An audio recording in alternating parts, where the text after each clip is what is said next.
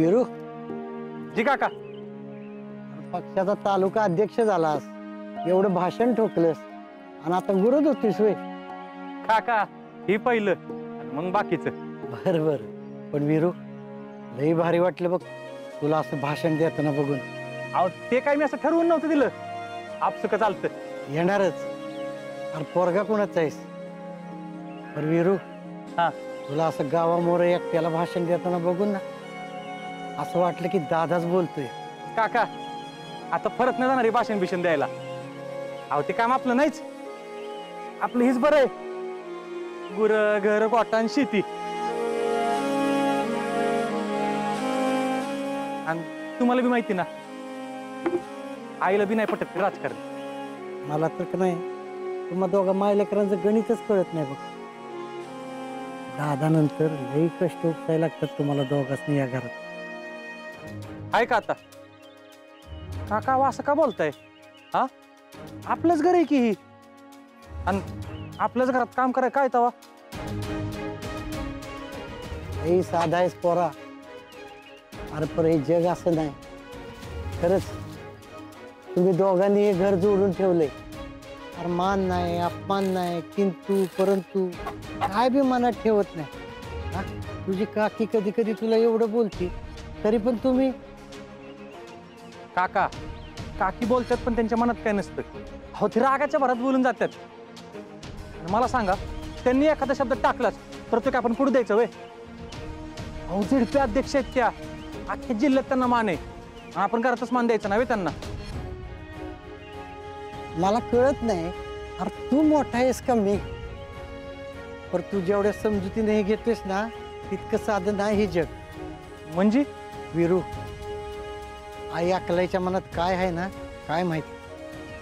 तू नाही नाही म्हणत असताना असा अचानक राजकारणात आलास. अहो काका ते थोड्या काळापुरते, मी नाही थांबणार इथं. अरे राजकारणाची नशाई ही आपूपेक्षा जालिम असती. भली भली माणसं यात वाहून गेले. अरे खुर्चीची चटक लय वाईट. एकदा का ती मिळवायची झिंग डोक्यात गेली ना की पार लाकडं नदीवर जासपर्यंत डोक्यातनं जात नाही. काका कळतंय मला, पडीन बाहेर यात.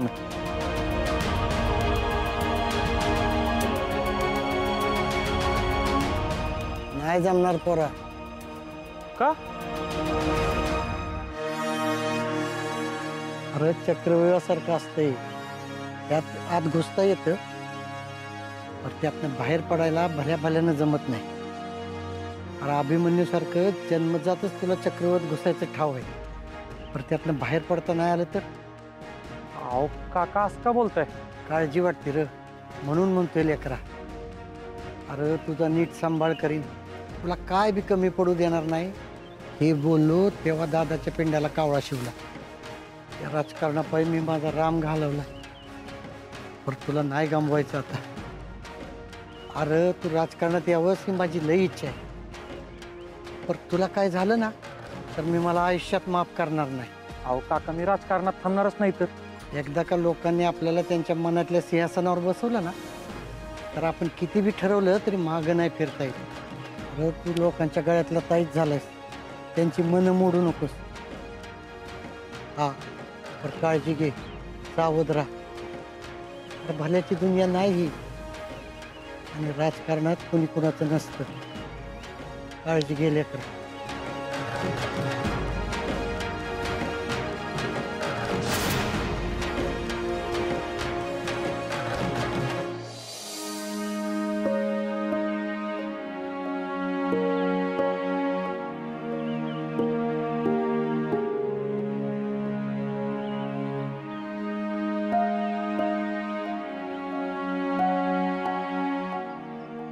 वहिनी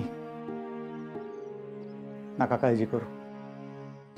मला नाही वाटत वीरवर कोणी हल्ला केला असेल. अहो काय सुद्धा झालं नाही त्याला. आज काय झालं नाही बघ, पण उद्या काय होणार नाही हे कशावरून? अहो असलं लाख हल्लं परतून लावायला तयार आहे आपला वीरू. आज तुम्ही पण त्याचं भाषण ऐकायला पाहिजे होतं, म्हणजे तुम्हाला समजलं असतं वाघाचा बछडा पण कसा डरकाळी फोडायला लागलाय ती. अहो आपला वीरू भाषण करताना गावातली लोक सगळी आ वाचून बघत होती. दादासाहेबांनंतर एवढ्या वर्षांनी गावातल्या लोकांनी मन लावून भाषण ऐकलंय. काय म्हणाली गावातली लोक? काय म्हणणार? दादासाहेबांचं रगात आहे म्हणल्यावर डरकाय तर फोडणारच की पोरगे. पहिल्याच भाषणात आपला हिरू लय मोठा नेता होणार असं लोकांनी वाटायला लागलंय. अहो मला तर त्याचं वागावानी बोलणं, डोळ्यातली आग आणि बेधडक नजर आणि ते हातवर बघून दादासाहेबांचीच आठवण येत होती बघा.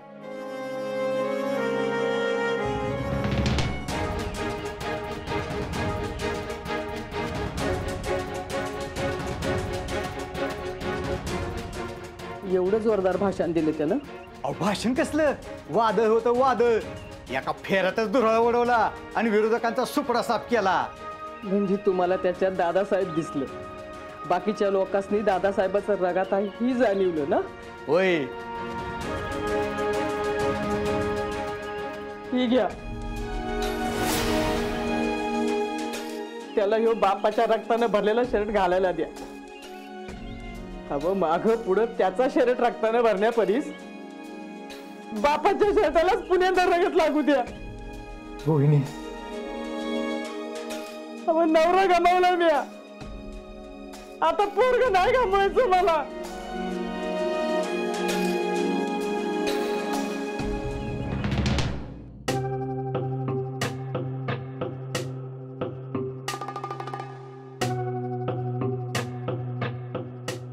विरूवर कोणी हल्ला केला असेल? ते सोडाव. कशी दिसते मी?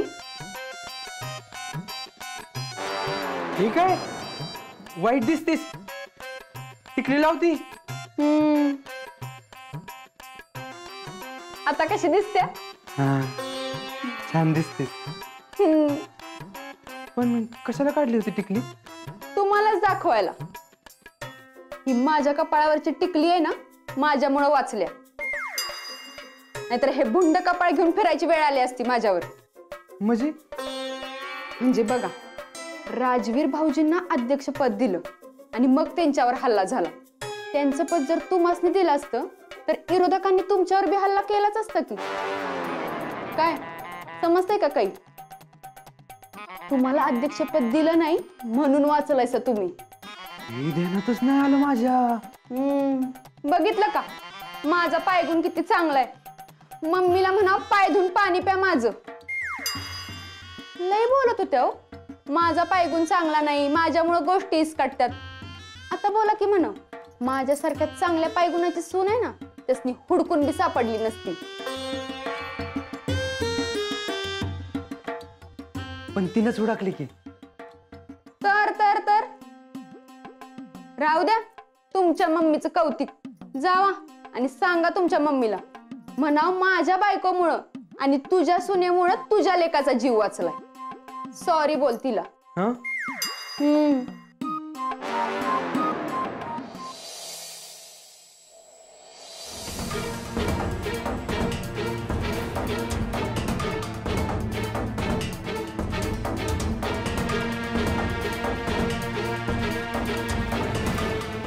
इथं त्या राजवीरचं फक्त एकच विरोधक आहे बघ, ते म्हणजे तुझं डॅडी.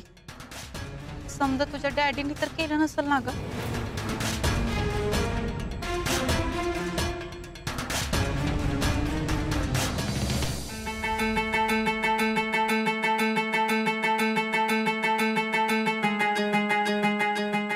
डॅडी, यो तुम्ही इथं, तुम्हाला काय पाहिजे का? काय करताय तुम्ही? आम्ही कुठे काय करतोय? काय करणार आहे आम्ही? आम्ही राजकीय चिंतन करतोय एकटेच. डॅडी, तुम्ही दारू पिताय. कोण म्हणलं? आजकाल आम्ही दारूला शिवाय सुद्धा नाही. हा ना इकडे. हे हाताला काय लागलंय तुमच्या? काही नाही, ते गाडी चालवताना खडचटलं. तुम्हाला किती वेळा सांगितलं होतं की गाडी फास्ट चालवत जाऊ नका, सावकाश जात जावा. तुम्हाला काय झालं असतं म्हणजे म्हणून आम्ही तुम्हाला कुठं बाहेर पाठवत नाही. हो डॅडी, चल दवाखान्यात जाऊ चला आहो. डॉक्टरला. काही नाही डॅडी, थोडस खर्चटलंय. ओके बसा तुम्ही. ओके आम्ही ओके ओके आम्ही. डॅडी तुम्ही का पिता एवढी? तुमच्या अशा सततच्या पिण्यामुळं लोक तुमच्याबद्दल काय वाटेल ते बोलतात. तुम्ही वाईट नाही आहात डॅडी, पण लोकांना तसं वाटतं. डॅडी मला माहितीये तुम्ही वाईट नाही आहात, तुम्ही खूप चांगलं, खूप चांगलं. पण तुम्हाला कळत कसं नाही डॅडी, तुमच्याबद्दल कोणी वाईट बोललेलं मला नाही आवडत. आणि मला माहिती आहे डॅडी, माझे डॅडी कुणाला मारण्यासाठी माणसं नाहीत पाठवलं, पण तुमच्या अशा वागण्यामुळे लोकांना तसं वाटतं. डॅडी डॅडी कुठल्याही बापासाठी पोरगी जशी परी असते ना, तसंच पोरीसाठी पण बाप हिरो असतो. आणि कुठल्याच पोरीला तिच्या बापाबद्दल वाईट साईड बोललेलं नाही आवडत. डॅडी डॅडी तुम्ही माझे हिरो आहात. खरंच तुम्ही या जगातले सगळ्यात बेस्ट डॅडी आहात, सगळ्यात बेस्ट.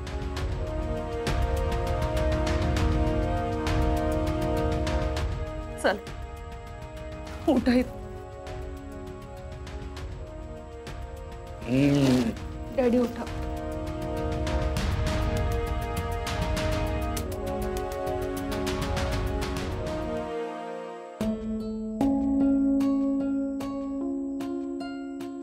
दादा तू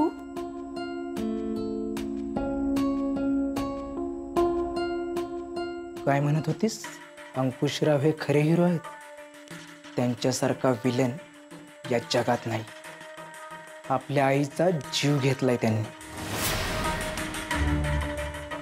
काही बोलू नकोस दादा, माझा नाही विश्वास. बसेल एक दिवस तुझाही विश्वास बसेल.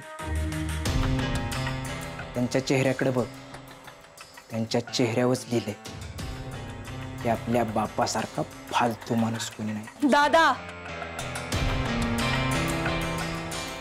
मी डॅडींबद्दल एक शब्द पण ऐकून नाही घेणार.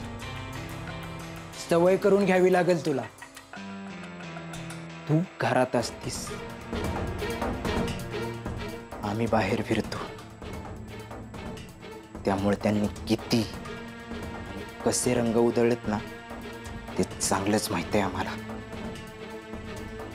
आणि एक दिवस तुझ्या पण डोळ्यावरची झापडं लवकरच उघडत्या. तेव्हा तुला कळल अंकुशरावांचा खरा चेहरा आणि खरी लायकी काय आहे ती.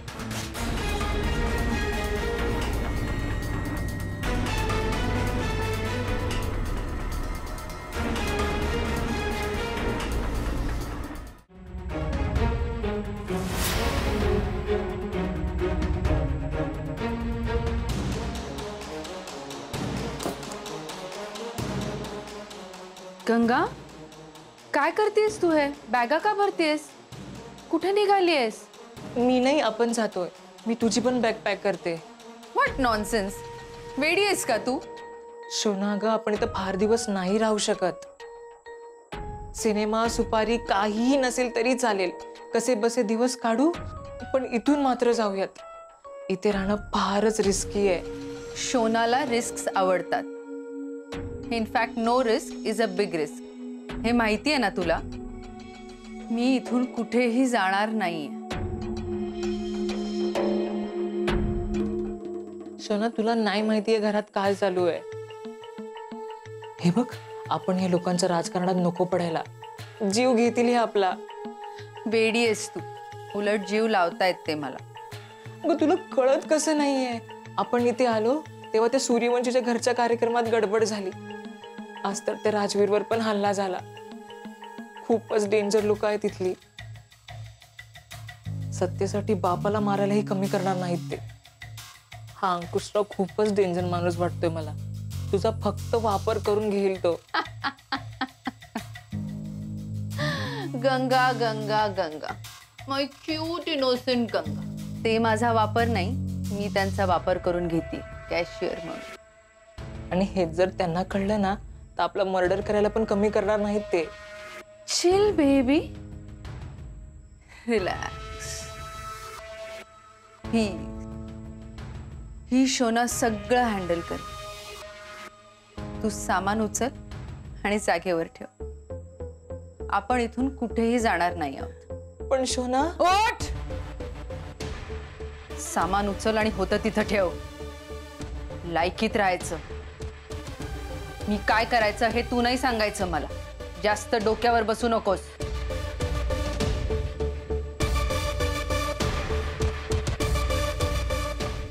आत्ताशी तर कुठेही ते राहायला मला मजा यायला लागली.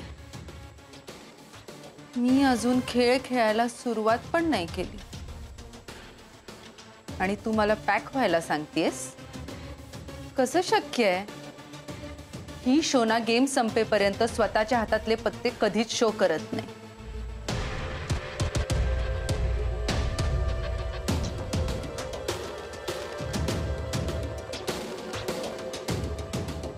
आणि आता तर माझ्याकडे सगळे ऐक्य आहे. शांती शांती शांती.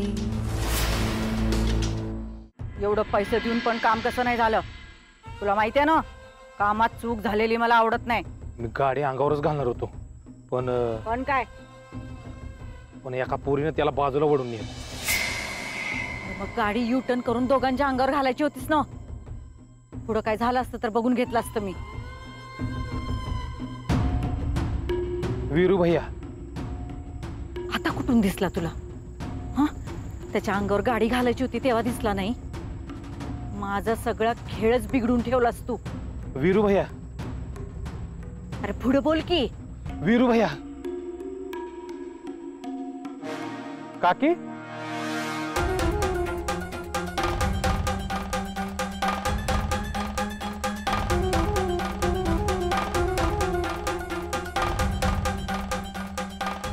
काकी तुम्ही इथं काय करताय? तुलाच भेटायला थांबलो होतो. माझी वाट? इथं येताना तुला कुणी बघितलंय का? नाही जी. तू कुणाला बघितलंस? जी नाही.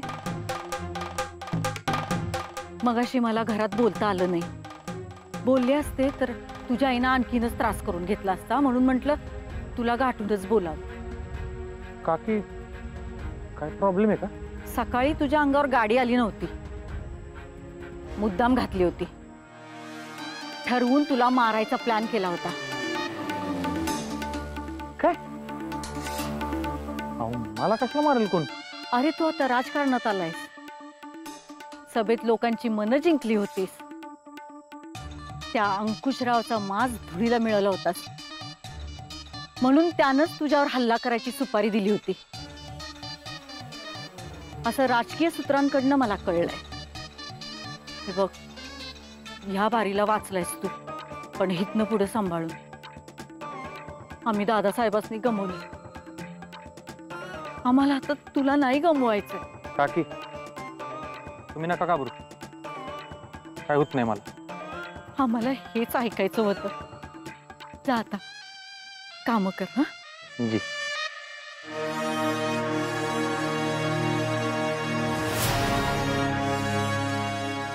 काकी मी नका टेन्शन घेऊ.